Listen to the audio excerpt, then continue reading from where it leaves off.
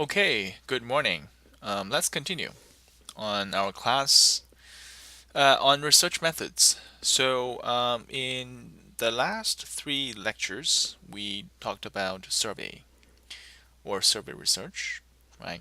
So, survey is the first major quantitative research method that is a way of data collection, right?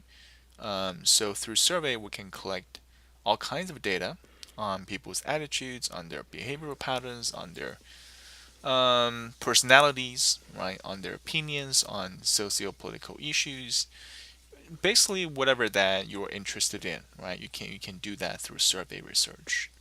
And we said that with surveys, you can at least achieve three goals. The first is to describe patterns. By that we mean you can, based on survey research, claim that X% of individuals would support this issue, whereas Y% of the respondents would be against this issue, right? This is the first use of survey studies. The second goal that you can achieve with survey studies is you can establish correlations between two variables or more than two variables, right? Um, by measuring the predictors and outcome variables, you can make claims about, people's gender will predict their attitude toward, for example, legalizing marijuana use, or people's age will be associated with their, I don't know, level of extroversion, for example, right? So that is establishing correlations. And the third usefulness of survey studies is that when a survey study is properly designed and conducted, that is, if you can use stratified sampling and multi-stage cluster sampling to randomly select your respondents from your target population, then the results that you obtain based on your sample can be generalized to the target population. This is a very useful feature for survey studies and very valuable use of survey studies because our basic goal is to learn something about the target population, right? And for many reasons that we have discussed, a researcher typically cannot survey every single individual in the population, and therefore, uh, if the knowledge that we gain based on a sample can be generalized to the target population, this will be a very, very useful piece of information to obtain, right? So that's why survey studies are important and useful, and we spent three lectures to talk about. So starting today, we'll be talking about experiments. We'll spend 2 days or two lectures talking about experiments.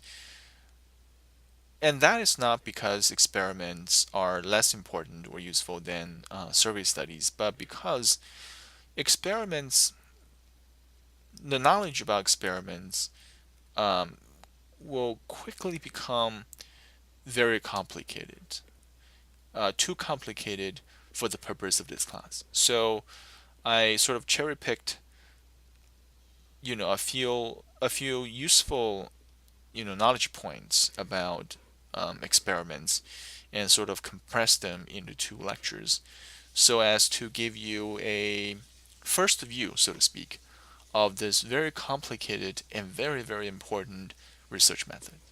Okay, because if you take more classes on methodology, you will know that experiment itself will be worth a whole semester's class time.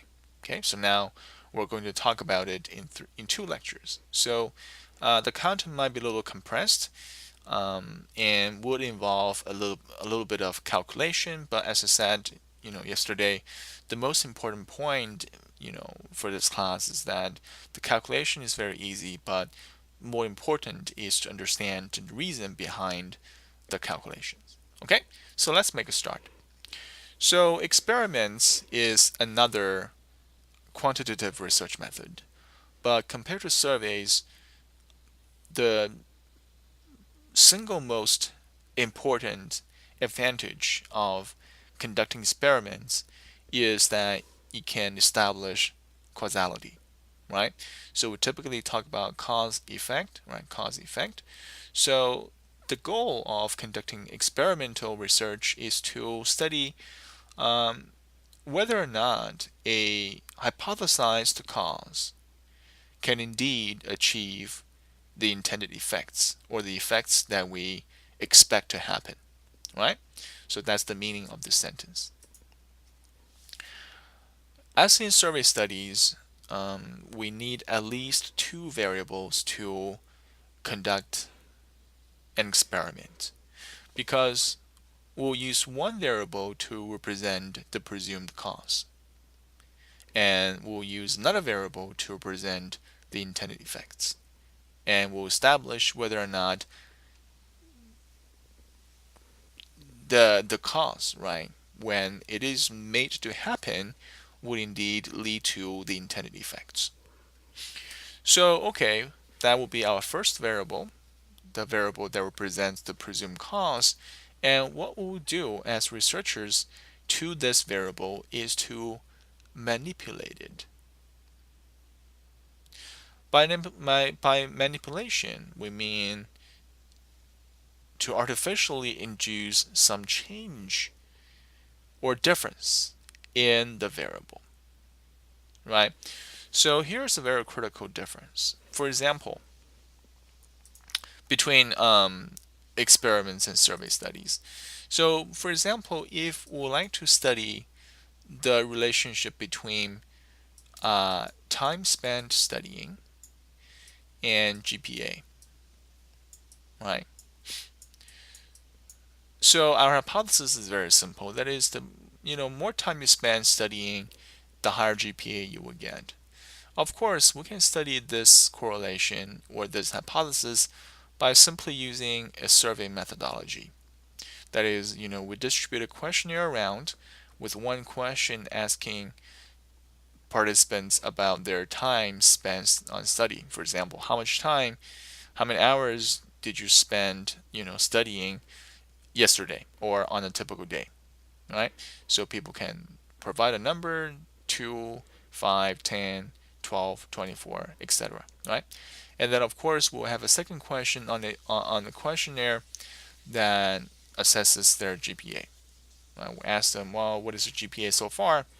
3.2, 2.4, 4.0, etc. And then we'll establish whether or not the time that they report in the survey will indeed correlate with the GPA that we report in the questionnaire.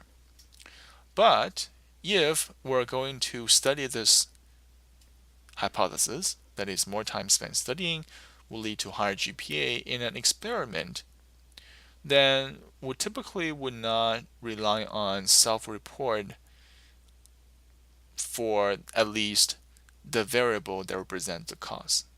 So what we'll do instead of asking them to report how much time they spend studying, is we'll make them spend different time studying.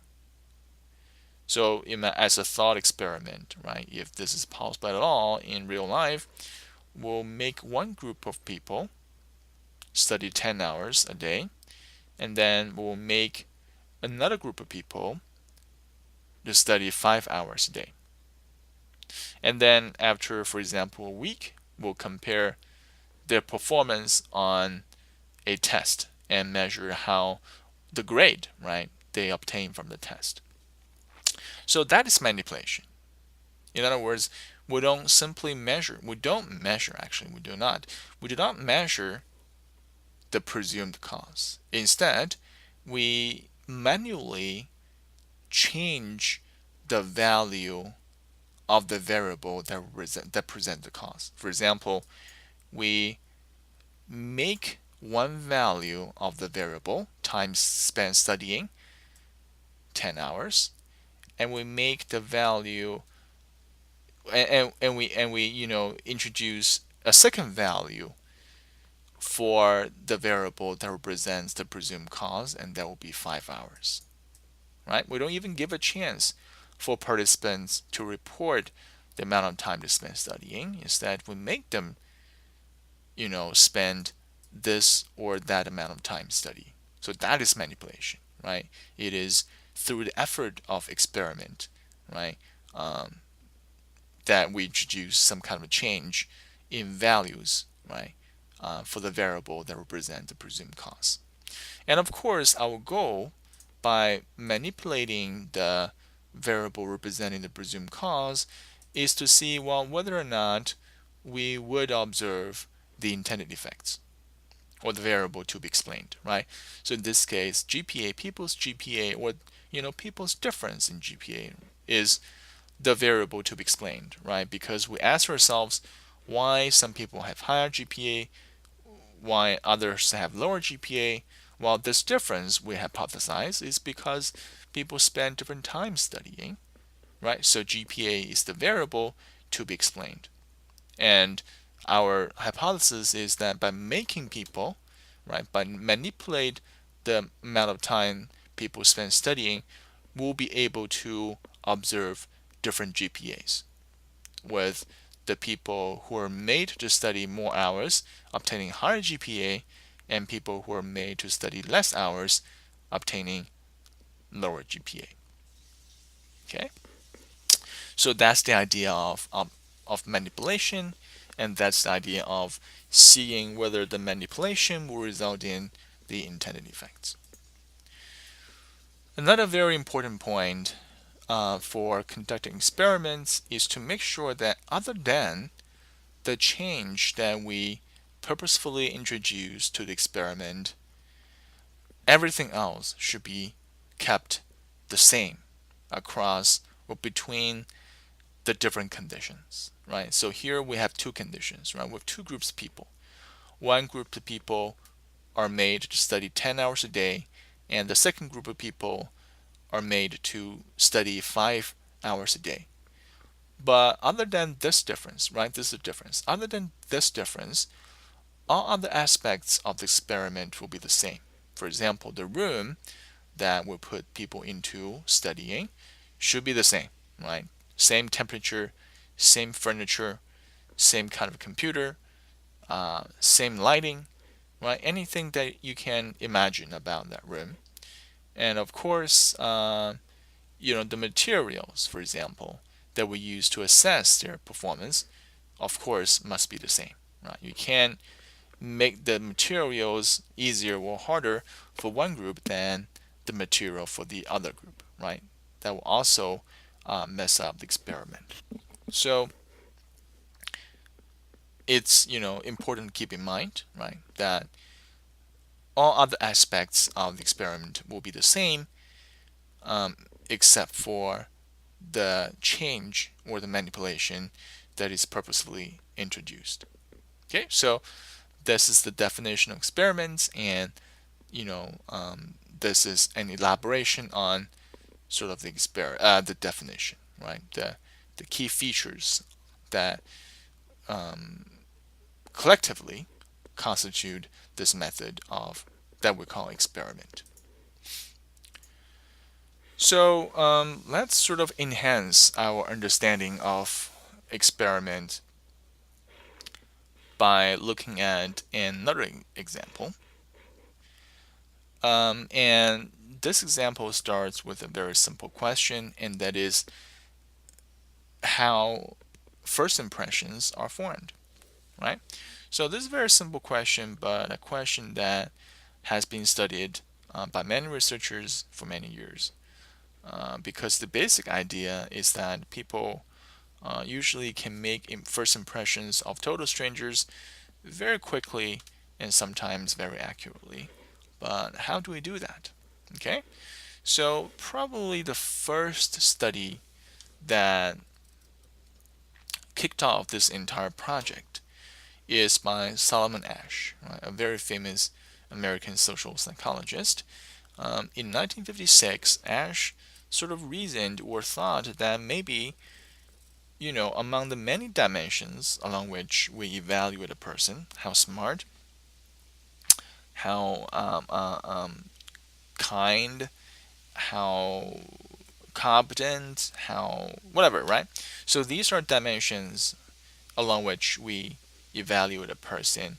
And Ash sort of guessed or hypothesized that a basic dimension along which we evaluate a person, or a dimension based on which we form first impressions of another person, is the warm versus cold dimension, right? Or the person's interpersonal warmth, how warm this person is, right? To when he or she interacts with another person. And of course, given this hypothesis, the variable to be manipulated, or the variable that represents the presumed cause, will be warm versus cold, right? Because the variable to be explained here is, how do we make first impressions? How do we perceive a person, right? And we hypothesize that our perception of person will be caused by whether this person is perceived as warm or perceived as cold. So warm versus cold will be the variable that represents the presumed cause. And we want to see whether by manipulating this presumed cause, we can achieve the intended effect, that is, differences in first impression formation. Okay, so that leads to the idea that the variable to be manipulated will be a person's interpersonal warmth, right? Whether this person is warm or cold towards another person. And of course, the variable, as we just said, that is supposed to co-vary, right? To change along with the manipulation will be our perception of the person. More specifically, how friendly do we perceive this person, right? As a result of describing this person as warm or cold.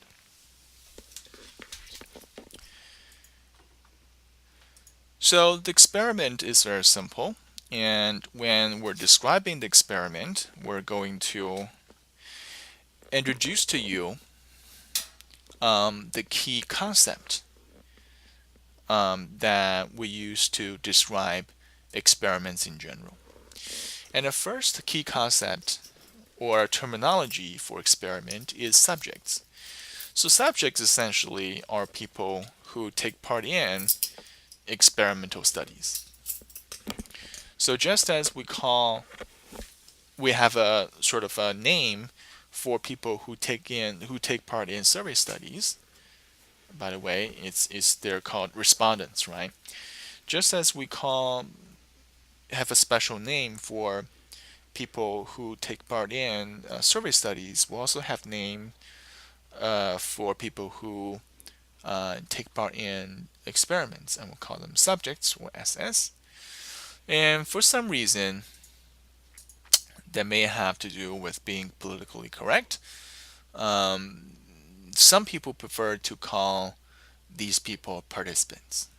For the purpose of this class, I don't really care.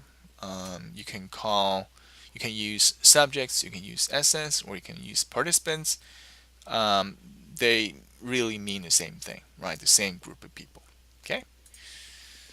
All right. So recall our experiments, right? So we're saying that by describing a person as warm or cold, we should be able to observe some differences in how others perceive this person in terms of the person's friendliness, right? How much a friend this person could be. So that suggests we at least need two conditions, right? A warm condition in which we describe a person as warm, and a cold condition in which we describe a person as cold. Okay? And then, of course, we'll keep all other elements of the experiment constant, and we shall see what this means in a minute with example. And then we ask them the same question: how friendly do you think this person is? Okay, so that will make a very basic design of an experiment. Okay, so more specifically, we can imagine that we have the first group of people come to a lab, and they're individually assessed, and then we told them, hey, well, there's a stranger that you're going to meet in a few minutes, and this person's name is Mike, and here are some words or adjectives that people use to describe Mike. And according to these people who know Mike, Mike is competent, skillful, industrious, warm, determined, practical, and cautious. Okay? But then we have a second group of people that we brought to the lab. Of course, this group of people will not talk to the first group of people, and then they will not, of course, read what the first group of people read. Instead, they will read the following, right? They will also tell that you're going to meet Mike, very soon, and here's how people who know Mike describe Mike. So for group 2, they will read: Mike is competent, skillful, industrious, cold, determined, practical, and cautious. And to both groups of people or participants, they will ask how friendly Mike is, and they will presumably answer this question on a 7-point scale, right? 1 being not friendly at all, 7 being very friendly. Okay? Done. This will be an experiment. 2 groups of people reading different materials, answering the same question, representing the variable to be explained, right? How do we perceive a person in terms of forming first impressions? And here we have or see a manipulation, right? And artificially induce the change in this case, describing a person's personality as warm or as cold. And we saw that other than this difference, everything else is the same, right? The name of this person, right, is spelled Mike, and all other descriptives or adjectives that were used to describe Mike are the same, right? The only difference is warm versus cold. Okay? So we call this variable, the perceived friendliness of Mike, the dependent variable, and we call the interpersonal warmth, right, the variable to be manipulated as warm or cold, independent variable. Okay, so this is not an independent variable. This is not an independent variable, but together, these two values that together constitute the independent variable that we call interpersonal warmth, because interpersonal warmth can take 2 values, warm or cold. Okay, so together they make a variable. This is the value of the variable, this is the second value of the variable, and as researchers we make the variable interpersonal warmth, right? Interpersonal warmth. We make this variable to take either this value or that value, and we see by taking different values whether this variable can lead to any change in the dependent variable, which is Mike's perceived friendliness. Okay, so let me repeat, this is a very important point. This is the variable that we intend to explain. But where's the variable that represents the presumed cause? Well, here we actually don't see the variable, but we sort of know by formulating the hypothesis that the variable that represents the presumed cause is called interpersonal warmth. But what we see here are the values, warm, cold, that this variable can take.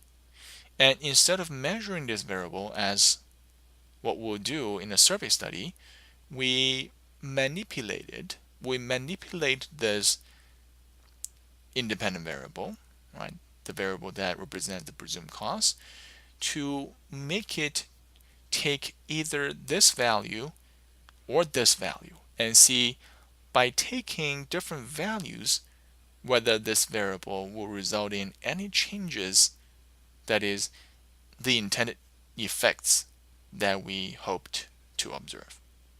Okay, so this is the idea of conducting an experiment.